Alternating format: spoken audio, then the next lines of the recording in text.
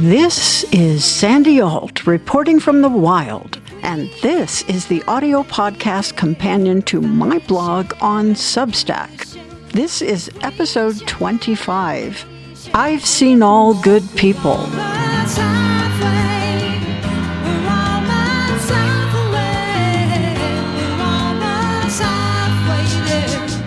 A social media post in my online feed read in all caps, "Thank you, ABC." This was an hour or so after the Mediaverse exploded with the news that Jimmy Kimmel's show had been suspended indefinitely by the then capitulating conglomerate in response to threats from the FCC chair, an event which overtook the news cycle following considerable chaotic crap-flinging online concerning the assassination of Charlie Kirk. This morning, Jimmy Kimmel off the air. The host seen leaving his studio last night after ABC announced it's suspending his long-running late-night show indefinitely. The aforementioned celebration of this censorship on social media was posted by a relative of mine, an otherwise intelligent and likable person. When it floated into my news feed, it shocked me. That I share DNA with someone who screeched this schlock made it worse. And sadly, they are not the only family member who demonstrates almost daily how far apart we've grown. With the news full of violence locally and nationally, the toxic after effects amplified by idiots and liars, and seeing Jimmy Kimmel's return monologue less than a week later, I am newly considering how to navigate my own personal political quagmire of folks. An entire element of my family tree has recently rooted not just a political, but a cultural belief system in the cesspit of lies exuded by the Fox News waste falsehood factory. One kinswoman performatively posts as an unpaid hogwash amplifier for the Maggotverse, frequently compiling a heap of suspicious stats sopped up from the distortion dream world on the extreme right. She trumpets her hosannas in large letters on neon backgrounds, proclaiming what a good day it is because of the batshit bosh she brays. Others in the fam who are healthy and living comfortably have played at being wounded by the price of eggs or the figmental rise in crime in a coastal city 1,000 miles off, all to account for their choice to support inhumane abuses applied by the abomination administration. Over the past decade, political climate change has sickened our family tree. A sizable portion of the once broad green canopy budding from the branches of those who fought fascism and defended democracy in World War II, limbs which rose from the sturdy trunk formed centuries before by an escape from religious oppression, has now discolored, distorted, and divided from those of us still true to the soil we were sprung from. Our evergreen contingent is decidedly in the minority. The rest of the family foliage has grown spotted and curled with anger and otherism. One saving grace has been that I live far away from the branch deliriums in my family, and I don't have occasion to encounter them much. But I might. A family funeral, for example, could compel me to hyperjump into their alternate reality, and then I would have to contend close up with their failure to face facts. A dear person recently described having a group of friends who, for many years, have gathered for annual vacations and occasional long weekends. "We've known each other for decades," my friend said. His complaint? He and his mate are on the opposite end of the political spectrum from all the rest, but they persist in their allegiance to the group. "We just don't talk about politics," he said, because they have been there for one another for so many years and through so many things, their relationships have so far been able to survive the current political divide. But it was becoming difficult. I admire this loyalty, this devotion to friends. But for me, this would be a fool's errand in today's fast-moving fascist takeover of our democracy. My fidelity to the Constitution, to equality and decency, supersedes patience with those who parrot lies or applaud cruelty and lawlessness.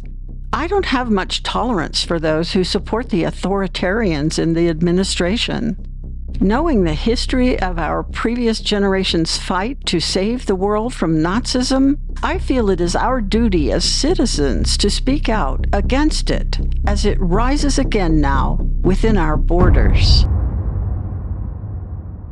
For my own health and that of my relationships, I deliberately choose not to spend vacations or holidays around people with whom I have to muzzle myself.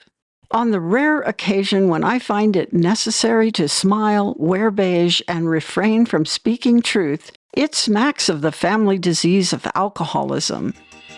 When one or more members of a family is a practicing alcoholic or addict and the rest are enablers, the whole brood takes part in the sickness and suffers so long as they steer clear of mentioning the elephant in the room. Once one or more of them begins to get well, this avoidance pattern stops, and truth inevitably transforms the relationships. When that happens, sometimes the relationships fracture, but not always. Healthy relationships, like healthy democracies, promote free speech. And with respect to the succumbed sensibilities of my clan members bewitched by the bullshit from the right, the metaphor of a pachyderm here seems apropos. Has right-wing propaganda and the deliberate distortion of the truth hooked people in this country on the hormonal high they get from anger and resentment and poisoned their thought processes? Absolutely. We all have someone who has gone down the rabbit hole of disinformation dependency and now has the MAGA monkey. The Al-Anon program teaches friends and kin how to contend with folks in their lives who are addicted to harmful substances. It's not just the substance dependency that threatens the family's wellness, it's also the lies. When someone is sick from continuously consuming something that makes them erratic, uncivil, dishonest, manipulative, and/or abusive, and which causes them to abandon their sense of right and wrong, their behavior results in pain or harm to themselves and others. This is the addiction process. But when others' enabling stops, things change. Things can't go on like they were before, when enabling greased the wheels. Sometimes separation is the ultimate result. Sometimes there's a path to recovery together.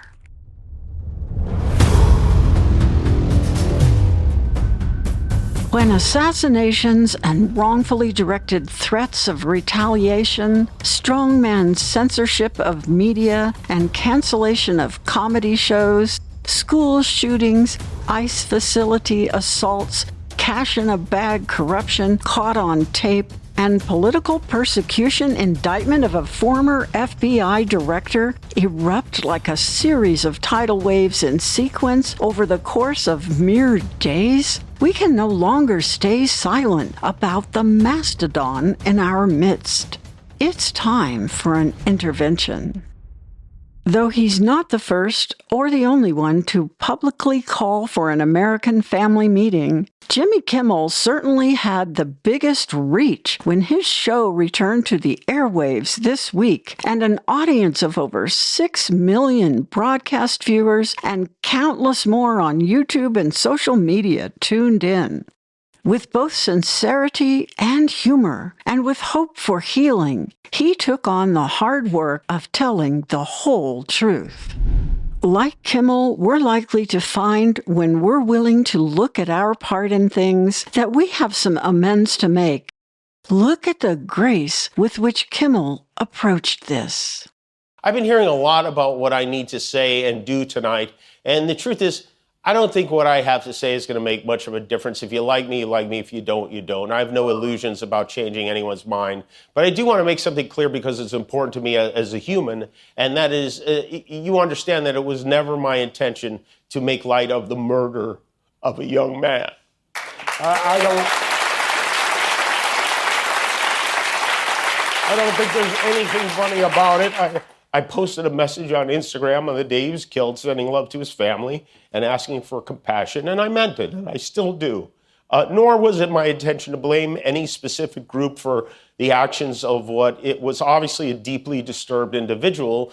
That was really the opposite of the point I was trying to make, but I understand that to some that felt either ill-timed or unclear, or maybe both. And for those who think I did point a finger, I get why you're upset. If the situation was reversed, there's a good chance I'd have felt the same way.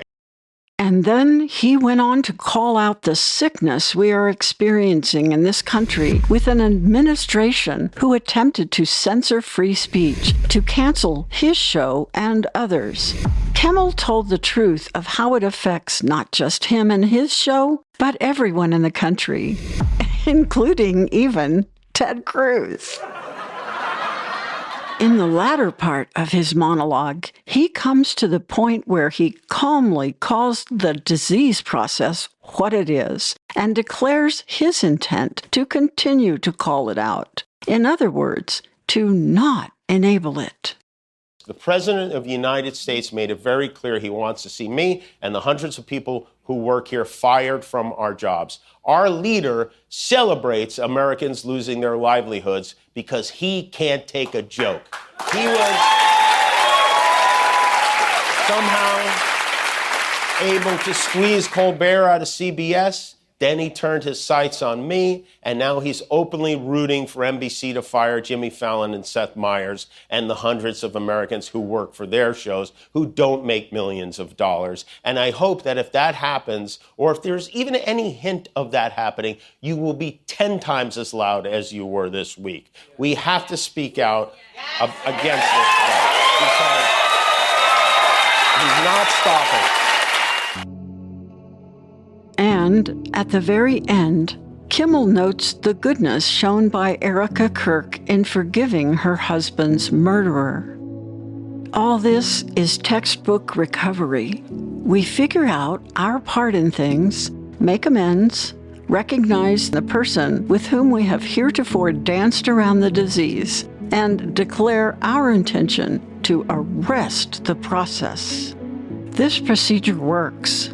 Sometimes the relationship ends when an addict won't change. Regardless, there is always healing for those who do commit to change. But in this method, our own recovery must be tantamount. It must come first. It means we must stop enabling and going along and ignoring and avoiding, and instead, we must stand up, tell the truth, set boundaries, and actively maintain them. As I customarily do, I will tell you a parallel story from the wild that mirrors the power of personal recovery in our own society.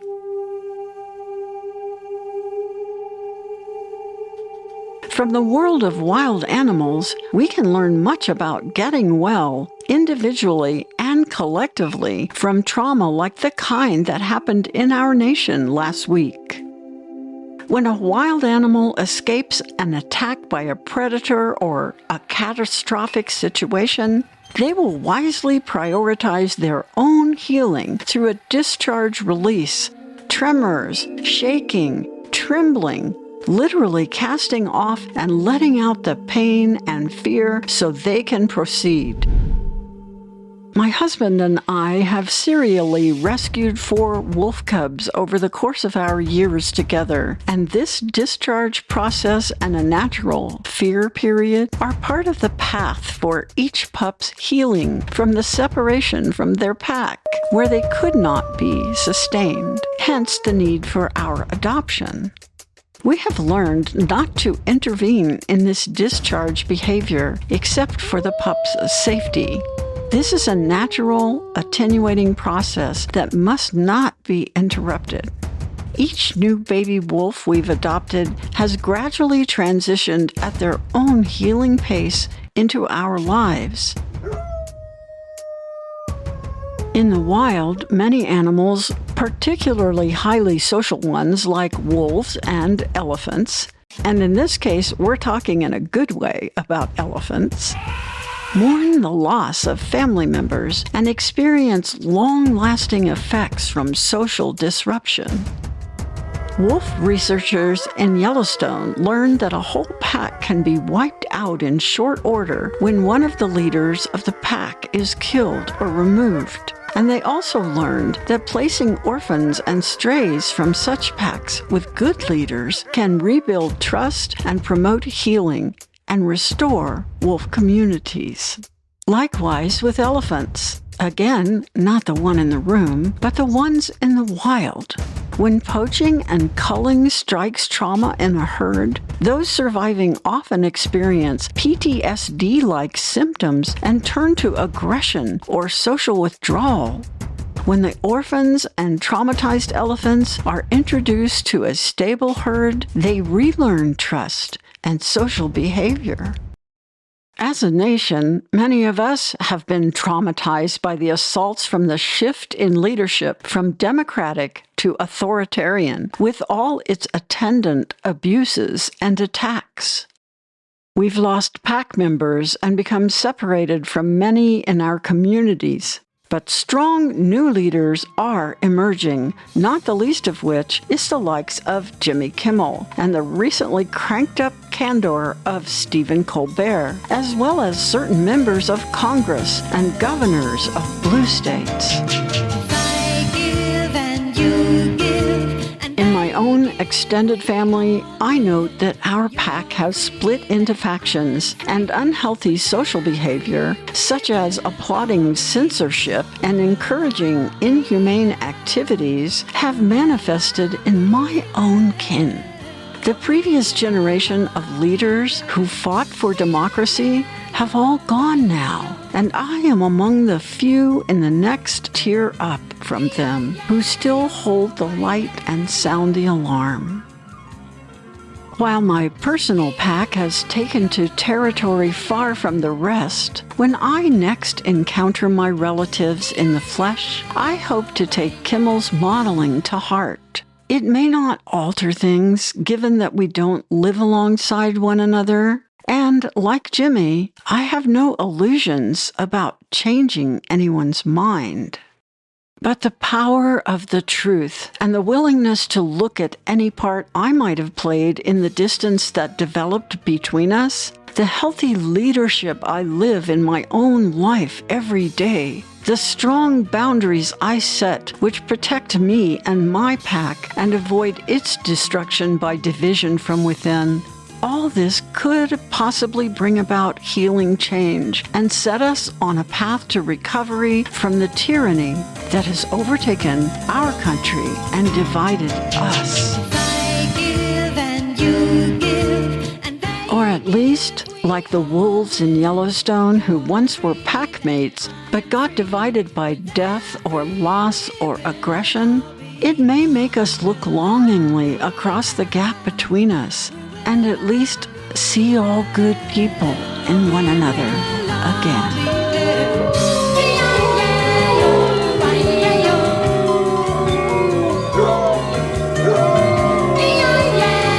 This has been Sandy Alt reporting from the wild.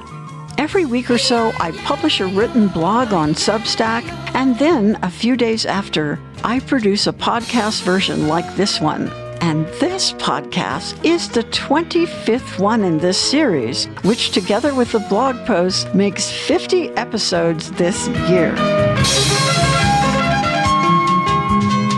You can read and subscribe to the companion blog to this podcast on Substack at sandyalt.substack.com. You can see pictures of our wolf cub, Zuni, there.